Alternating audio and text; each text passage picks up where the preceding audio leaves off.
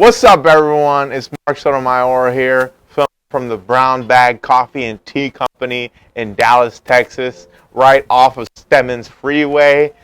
We're here just enjoying a nice cup of joe on St. Patty's Day.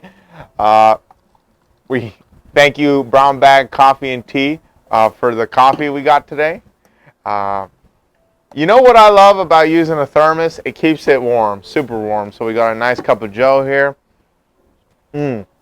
Look at that. We got their logo, nice right there, Brown Bag.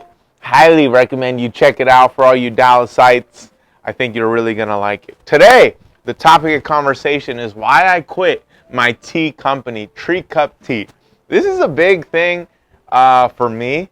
I think many people, especially at the college I went to, they talked about my business a lot. Being that I was one of the few entrepreneurship majors, that's actually my major, what I studied in college. I just got a degree, a BS in entrepreneurship, Bachelor's of Science.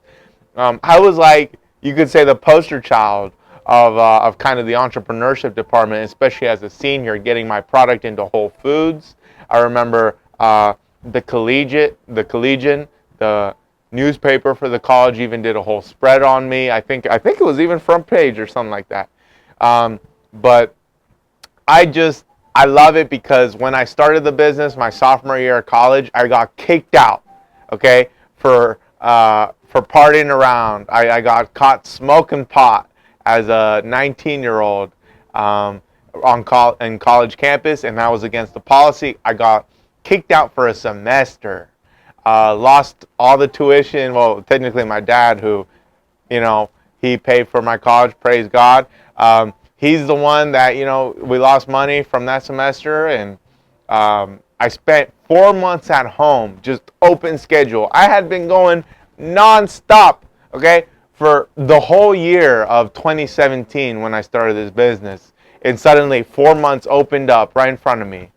And I knew my mom had a great recipe for Peruvian chai tea, which consists of cinnamon, cloves, and anise, all infused with a Ceylon black tea. We talked about that tea on our first episode. Go check it out if you haven't. Very healthy, very good blend. People loved it. It's like a chai tea minus the cream in it. And I immediately got to work branding that, marketing that. If you remember, you viewers who are Treecup Tea aficionados, friends of mine, from back in the Pittsburgh area, if you remember, I used to go to entrepreneurship events all the time, and I brought my product. At first, it was in a dairy bottle, and it was my mother's recipe in there. She would brew it, or I would brew it right on the stove by the gallons, and then we would pour it by hand into these local Marburger dairy bottles, milk bottles, and we would get a label online on uprinting.com, a ton of labels by the roll. I'd peel them off, sit in front of the TV, watch something, and mindlessly put those on. We'd make 50, 100, 120, 150 at a time. And then I would go to Pittsburgh in the Strip District and set up right on Penn Avenue in front of this parking lot, where I would pay, I think, $50 on a Saturday to set up, and I would sell, and I would get my pitch right. Hi, how are you? Would you like to sample some organic tea? Yeah, okay, that one, try that. It's got cinnamon, cloves, and anise, all infused with the black tea. This is Te Amo. For every bottle you buy, we actually plant a tree. We plant these trees in Haiti. We partner with a nonprofit at the time called Haiti Friends, and we send the money over, yada, yada. That was my whole pitch, and I did this for years. About a year in, I had to rebrand to Treecup Tea. Reason being, the name was already taken, copyright licensing issues. I changed it to an even better name with a better logo. Shout out to Bob Savesky, corporate lawyer, IP attorney, I believe, out of Pittsburgh. He's the one who thought of the name, because I couldn't think of the name. He actually thought of the name, sent it to me. Treecup, isn't that cute? Like teacup, and it was a play on words. I loved it, and I had the image in my head of a cup with a tree coming out of it. I mean, that's a great logo. The logo is what the brand name says. And I like that. Similar to like Steve Jobs thought of Apple and the logo's an apple, I wanted the logo to be able to stand alone. And this from years of marketing experience. Shout out to Mr. Dr. Scott Powell expert marketing professor out of the college I went to, Grove City College Marketing Department. Shout out to Professor Tim Sweet. If you're in Western PA or really anywhere in the United States and you want to go to a good private, they call it liberal arts, but it's very conservative school. You know, a Christian college really in Western Pennsylvania, with you know a nice population. I recommend checking out Grove City College. I still thank you, Grove City, for the values you instilled into me. You kept me from doing crazy things I could have done. You know, at that time I was a little rebellious, trying to do my own thing, kind of being a little crazy, going out all the time and stuff, sneaking around. But I'm glad that I went to a very moderate, like a conservative school, because it kept me at bay during some of the wildest inclination times of my life. So thank you guys if you're watching this video. Okay, I've been thinking about either writing this as an email post, writing it as a blog, even writing it like as a little book, an ebook, and posting it, or even making a video. Finally, I'm getting around to it. Why I quit Treecup tea. All that backstory is to say, finally, for years I did Treecup tea, and I'll tell you, the way I mostly sold most of my bottles, I got 22,000 glass bottles made in China for like $26,000. The most money I've ever paid anything. And I had this awesome investor, which lent me some money on some terms, and I paid him back, that was a whole experience. It was cool.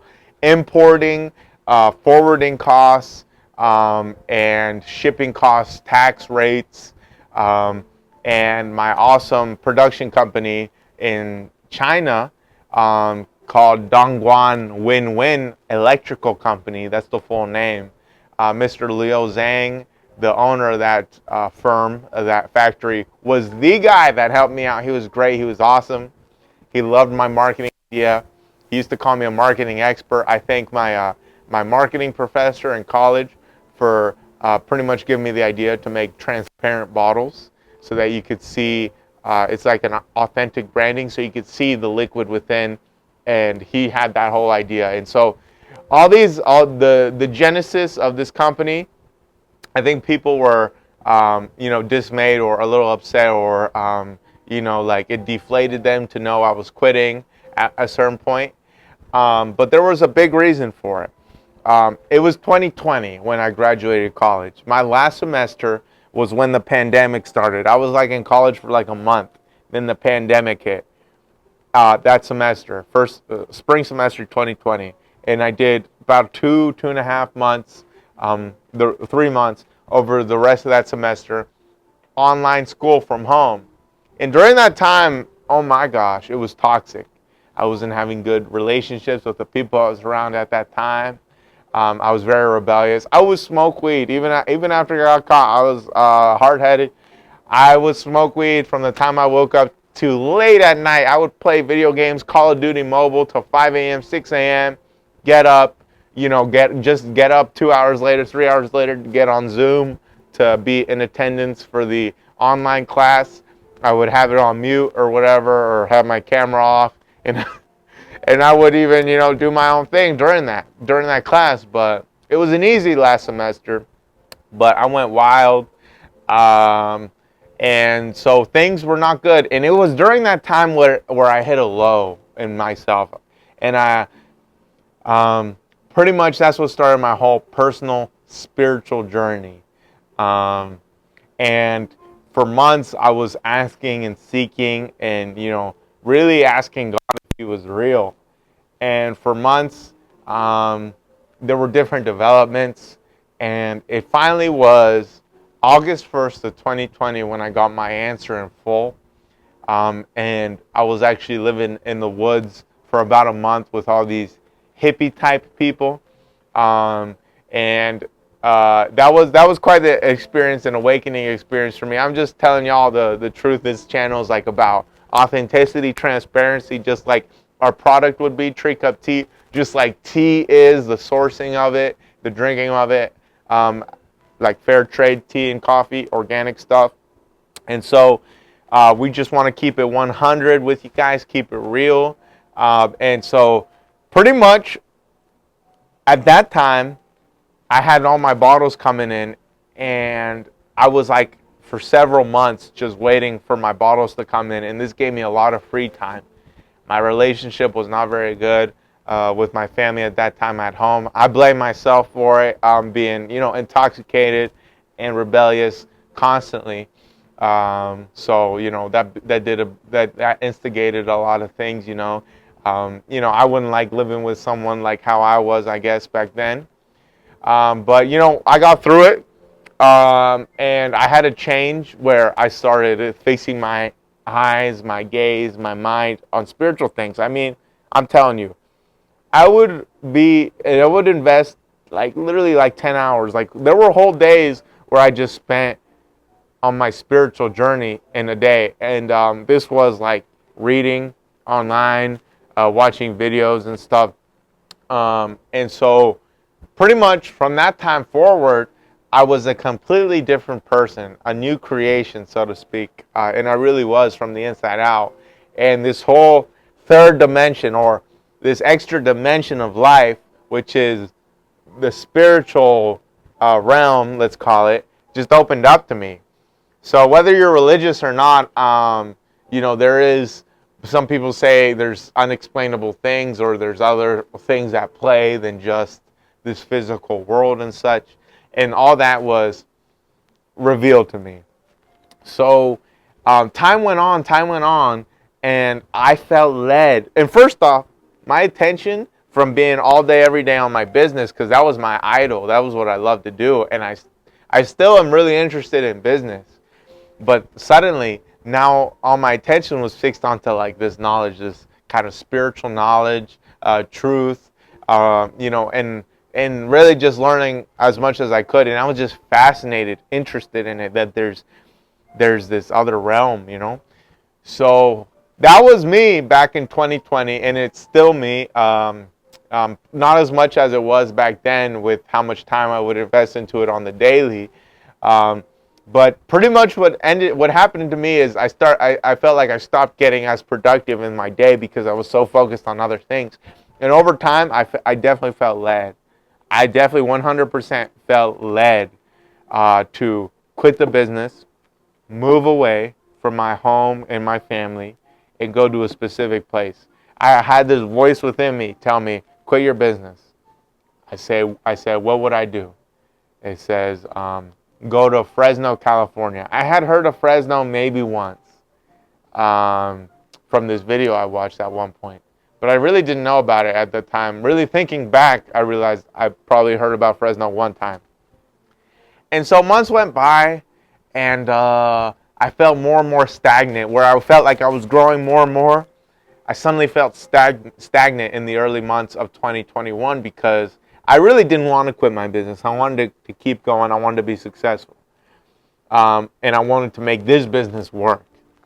And I loved it. I still love it. I think it's a great brand, $1 million brand. I believe we can get investors. I believe we can push this out big. And let me take a pause here to tell you, there is so many problems, potential hurdles, huge hurdles, and competitive competition facts that happen in the ready-to-drink beverage industry. It is virtually impossible to start a product in this day and age and ready-to-drink beverages and many consumer packaged goods, especially edible foods. It's almost impossible, specifically, and I've studied this. I'll tell you the research about ready-to-drink beverages. It is almost impossible to get one to market, make it big and successful. Now, one of the ones that did do it is Honest Tea.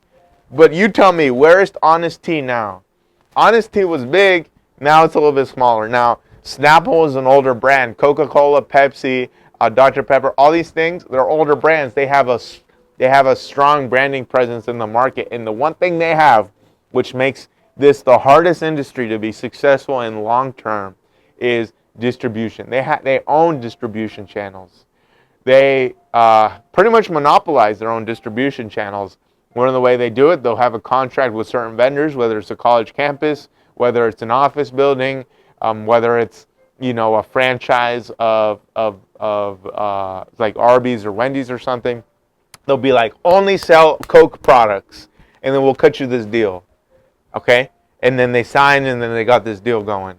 But guess what? If you want to get a Pepsi product in a place that only has a contract for Coke problems, you can't do it. You're going to have to go get it somewhere else. So this is the monopoly in the ready-to-drink beverage business. Another big thing is costs.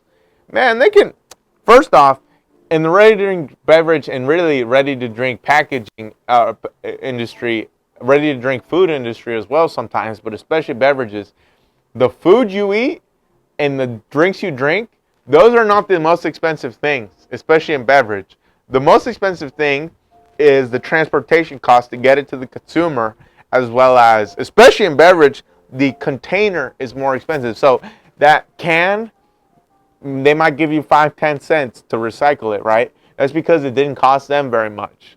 And that drink within it is much cheaper. It's just some concentrate with high fructose corn syrup in it mostly, and aspartame if it's not sweetened or if it has 0 calories, along with water. And they mix it together, and that's a can of Coke that costs you $1, $2. They make it for pennies.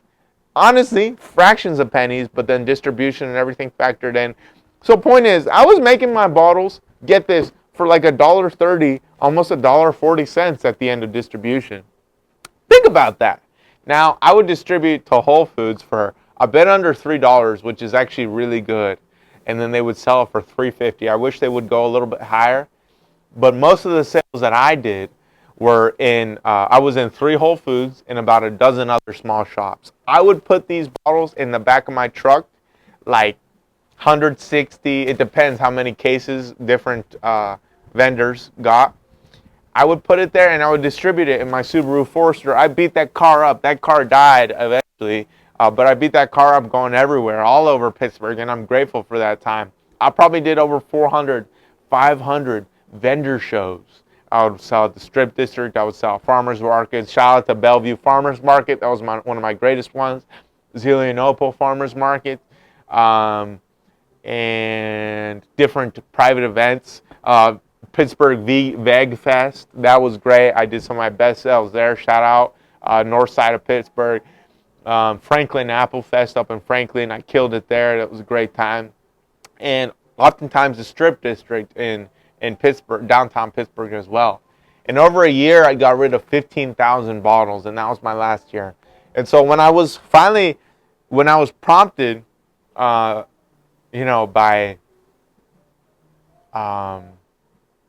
what I thought was God, and I still think that honestly, but when I was prompted by that voice within, let's call it, my true self or whatever you want to call it, right? When I was prompted by that voice, right, that leads me, I had tons of bottles already, from China over in my possession, over in my asset base.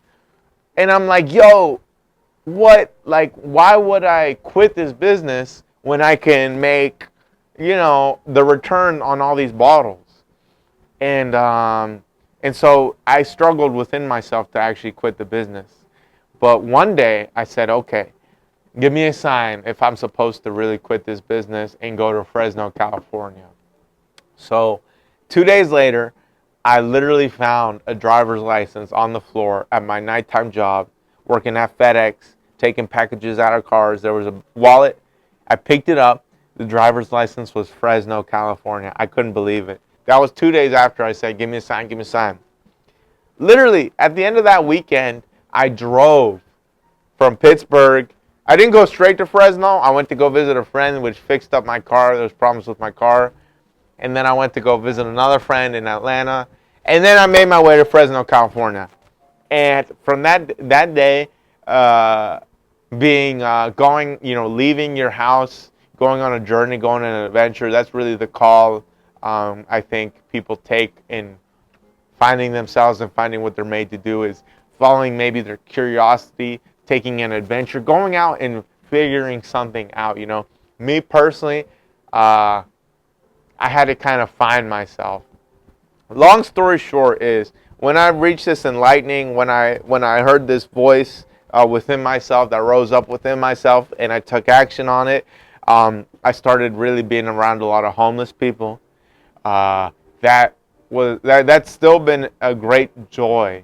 Those homeless people are incredible, love them, and so that's something that being around them, helping them, and just partaking in their life has been something that still brings me great joy. I went to Fresno. Now, what came out of this? Really, a lot of experience came out of it. And throughout this time, I always asked, what am I supposed to be doing, I guess? And I've become a writer. I wrote my first book a year and a half ago. It's out on Amazon. It's called Simon and the Curandera. Maybe I'll put a link. I'll put a link below in the description so you can check it out.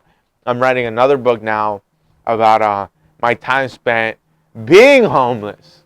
Not that I specifically woke up one day and I'm like, I want to be homeless. It sounds kind of crazy, but I guess when you're, maybe in a spiritual journey, maybe in a spiritual journey at some point, someone's like, well, okay, I want to live as a hermit for a little bit to find myself, to see what life's about, to push the boundaries, to know what is, to hear God better, to learn. I'm young. I guess some people say when you're young, you should work the most so you get the most money earlier, so then you can use it to compound interest over time. So then in your 50s, 60s, 70s, you'll have more time compounded and then you'll be wealthier. That's great. I agree with that, yes. Other people will say, when you're younger, I'm 27 now, when you're younger is the time to do what you want to do. Then you'll look back and regret if you don't, yada, yada, yada, yada. Me, I always knew I want to do something great in this world, and I thought Treecup was it. But I realized perhaps there's something better for me. And if I don't try different things, then maybe I won't find what I could truly be great at if there's something I could do better. And so I spent 3 months living under a bridge on Commerce Street in Dallas, Texas, in this little area called Deep Ellum, which is a party area. And that, oh my gosh, I'm writing a book about that right now. So now I feel like once I get this book out, it'll be like, okay, like this actually yielded something. But I know really in my character and within myself, it yielded so much. I found a lot of things, and I really hope it'll be a good public speaking point for later or whatever. It'll be a good it'll be a story, and I'm glad I did it. I really wonder what else I could have or would have done had I not done that. But imagine how quickly 3 months goes by in everyday life when you're putting in a Monday to Friday work. Those 3 months was like a lifetime. So I'm glad I took that time out. Another thing I did was I lived in Atlanta and I worked as a cook, as a chef at a ballpark. That was an experience I've always wanted to have, being a cook, being like a chef, working with other chefs day in and day out. And it's a ton of work and not much money. So I checked that off my bucket list of things I wanted to do in the back of my mind since childhood, right? So I feel like that's satisfied, And then what I'm doing now is I'm a vendor at different concerts, events. I've worked for the Chiefs. Let's go Chiefs. I work for the Detroit Lions. Point is, I get inside these concert places, conference places, and I get to travel all around the U.S., and it's really fun. It's a lot of fun. I get to talk to a ton of people. I get to be a part of different shows. Morgan Wallen, Chris Stapleton. I'm going to do AC/DC soon. Artists that I would have not known as well, like Mary J. Blige, Tyler Childers, places like that. And I got in touch with my love for music. I love music, and I play music myself via harmonica. So these are just some things that I learned, and I guess this is a part of why I quit Treecup Tea. And then the last part of all this is winding up. Now I look at my life and I say, okay, what did I do these past 3 years since I quit this since the last year I worked, the business was 2022. Now, the business is technically not closed down officially. It is actually, I still own it on pen and paper. It's still it's still incorporated as an LLC. So I could get back and do it any moment I wanted. The website is still up, treecuptea.com.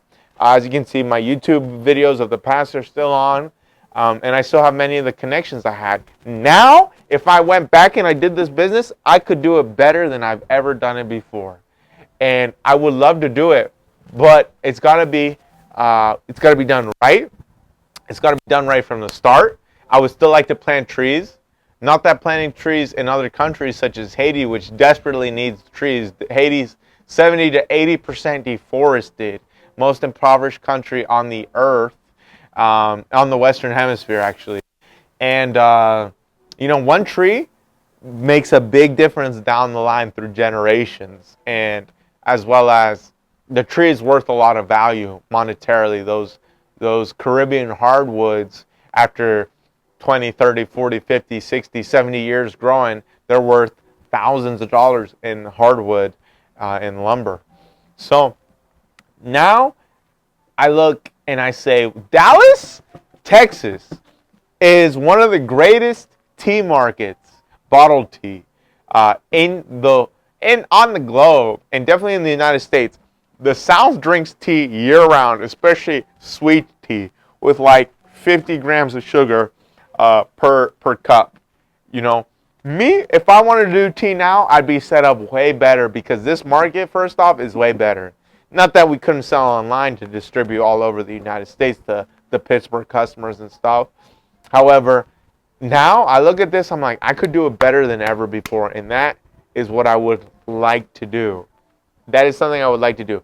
Right now, the reason for this channel is I want to get back into doing the tea eventually. I want to do it better than ever before. I don't know if the same flavors of tea, Peruvian chai, berry jasmine, green tea with lemon ginseng and spearmint, and as well as lumberjack black, a black tea with cedar firs and juniper berries, gives it a really good taste. I don't know if those would be my 4 main drinks right now, but I would like it to be client facing. What do you guys want to taste? Maybe in North America there will be certain flavors, and in another part of the world there will be completely different flavors, but the brand is the same. Planting trees for every bottle sold. Now, how can I do that more transparently? How could I be boots on the ground when planting the trees? Take a snapshot, a video of it, so that you can see that the trees are being planted. Because at the crux, this business was about social impact, environmental impact, fighting climate change, because one tree can offset a lot of carbon. So how can we make this a better business? Now, if I was in the South restarting this, I would make a really, really good sweet tea. But sweet tea that's super natural, super good for you. But I would make it my own. As well as there's more markets other than Whole Foods to get into. There's a more of a direct consumer demand while vending through, say, Amazon or online, even boosting that up more. Even making concentrates of the beverage, where you can get a cup or a 16-ounce bottle online that makes 8 different servings of this beverage because it's concentrated. So 2 ounces per, you add 14 ounces, that's a 16-ounce cup, and it tastes just like good tea. So it's a concentrate. It's done in the coffee industry. Why can't it be done in tea? So the whole title to this is Why I Quit My Tea Business. I told you, I'm really glad I did. I was 22. I'd never really left my family in my home, in my hometown. I'd moved a lot, but I've always been around my people. But now I got to see the world. I got to experience different things. I know what I'm called to do. I'm called to write. I'm called to make content. I'm called to speak. And I know what I have in my hands, an incredible $1 million brand, nothing else done to it, $1 million brand of a tea business that can scale humongously. I still want to make that huge impact. Now, of course, the reason for this YouTube channel is to generate your support. If we have hundreds of thousands of people watching this, tea talks, just like next week, we're going to get right back on to talking about the next tea, the benefits, the highlight, the origin and the history of herbal teas. Then later on, we can have a marketing base by which to push the tea. I've always been about grassroots, from the ground up marketing, authentic, organic marketing. I don't want to pay, on average, a consumer packaged good company pays 50% of their marketing, of their profit on marketing. So if you don't have to pay that, and say for different ads on through different streaming platforms, then you have a lot more money to plant trees, to be engaged with the public. The way I did this in the past was going to farmers markets and thus marketing that way. Now we're using YouTube, leveraging the power of internet, exponential growth, in order to get a fan base going, so that we can make tea great again.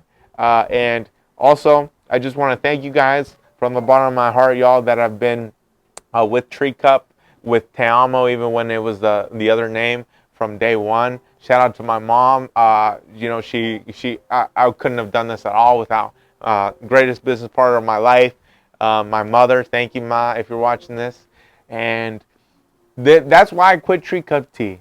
Moving forward, I'm going to keep making these videos, and I would love to engage with all y'all. And I just want to say have a great day, and I'll see you all next week.